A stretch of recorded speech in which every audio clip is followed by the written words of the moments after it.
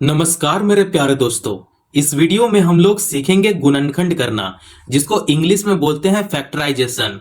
ठीक है, तो इस वीडियो में हम लोग गुणनखंड करना बहुत ही बेसिक तरीके से और आसान तरीके से हम लोग सीखेंगे। तो आप इस वीडियो पे पूरे बने रहो, तभी समझ में आएगा। और गुणनखंड पे पहले भी वीडियो बन चुका है, डिस्क्रिप्शन में उसका लिंक है, आप जरूर देख लेना। तो चलिए गुणनखंड कैसे करते हैं। तो पहला प्रश्न मैं आपके सामने सॉल्व करूंगा, उससे आपको आइडिया मिल जाएगा। तो जैसे देखिए, पहला प्रश्न आपके सामने कुछ इस प्रकार ले लेते हैं, जैसे x square plus 8x plus 15। तो ऐसे प्रश्न को हम लोग कैसे हल करते हैं। तो देखिए, ये जो मिडिल टर्म है, मिडिल टर्म को क्या करना होता है, स्प्लिट करना होता है, ब्रेक करना होता है। और लास्ट में क्या है, कांस्टेंट है। तो अगर ये 15 यहां पे आकर मल्टीप्लाई करेगा, तब ये हो जाएगा 15x स्क्वायर। लेकिन अब हम लोग क्या करेंगे, इस 15 का ही क्या करेंगे, एलसीएम निकाल लेंगे।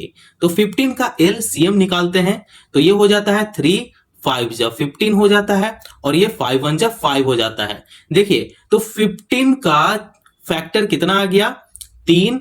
15 का फैक्टर 3 गुना 5 कर लो, ठीक है, या चाहे 5 और 3 कर लो, ये दोनों फैक्टर आ गया है ना।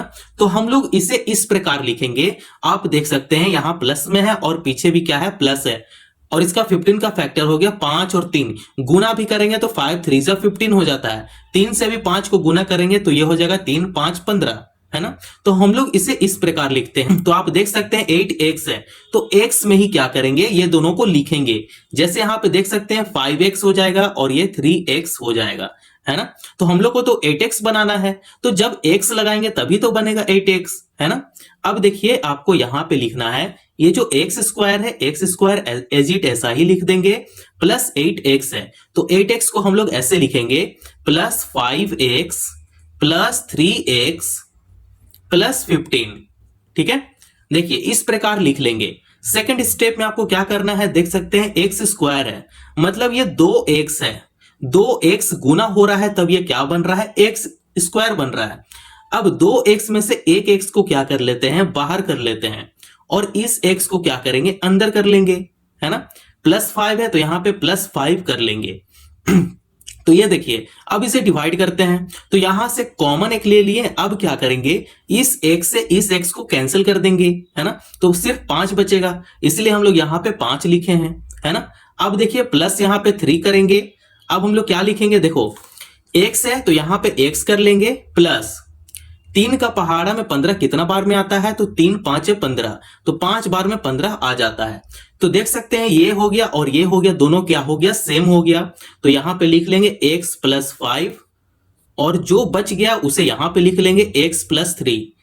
तो देख सकते हैं इसका आंसर फाइनल यहां पे आ चुका है, x प्लस 5 और x प्लस 3, यही इसका आंसर है। तो आई होप आप लोग को पहला प्रश्न समझ में आ गया होगा। तो चलिए अब हम लोग सेकंड प्रश्न भी इसी तरीके से हल करेंगे।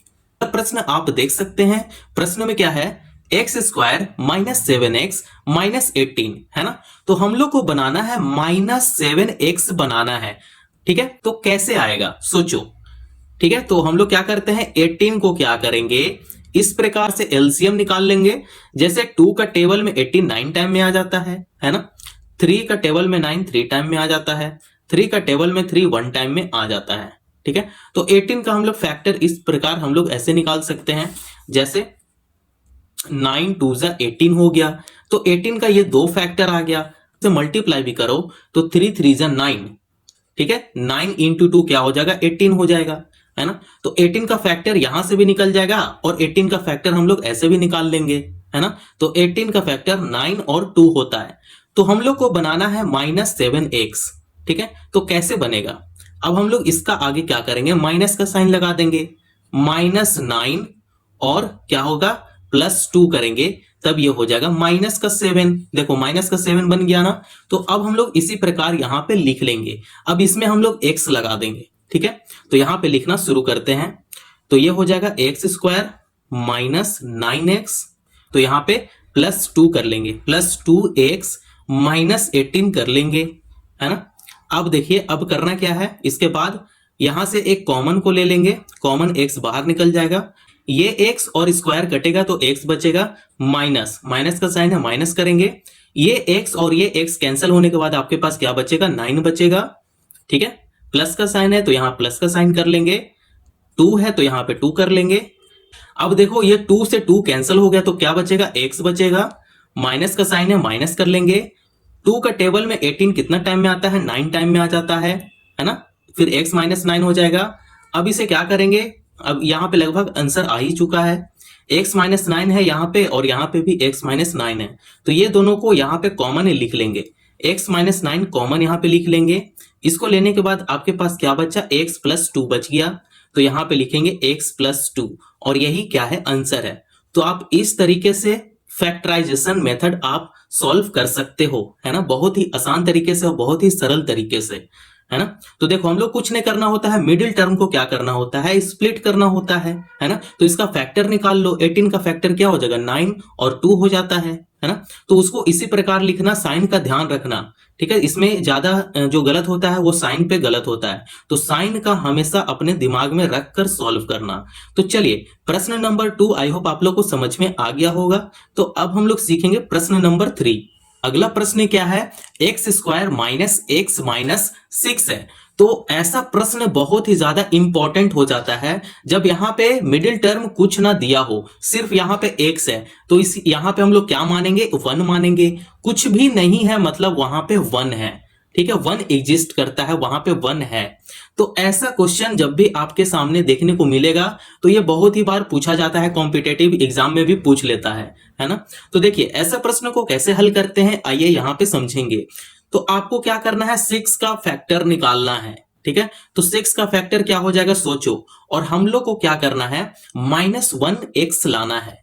तो 6 का फैक्टर से ही -1 लाना है, तो कैसे आएगा आप खुद सोचो। अगर मैं -3 कर दूं और +2 कर दूं तो क्या ये -1 हो जाएगा, बिल्कुल हो जाएगा ना। तो देखो 6 का फैक्टर 2 निकल कर आएगा, एक हो गया 3 और एक हो गया 2, 3 दूना 6 हो गया, है ना, या 2 तिहाई 6 हो जाएगा। तो 6 का फैक्टर यही दोनों तो आएगा, है ना। तो अब हम लोग क्या करेंगे कि यहाँ पे x है तो हम लोग अब इसमें x लगा देंगे, है ना, कुछ दिक्कत का बात नहीं है। हम लोग को तो -1 लाना है, तो -1 इस प्रकार आ जाएगा।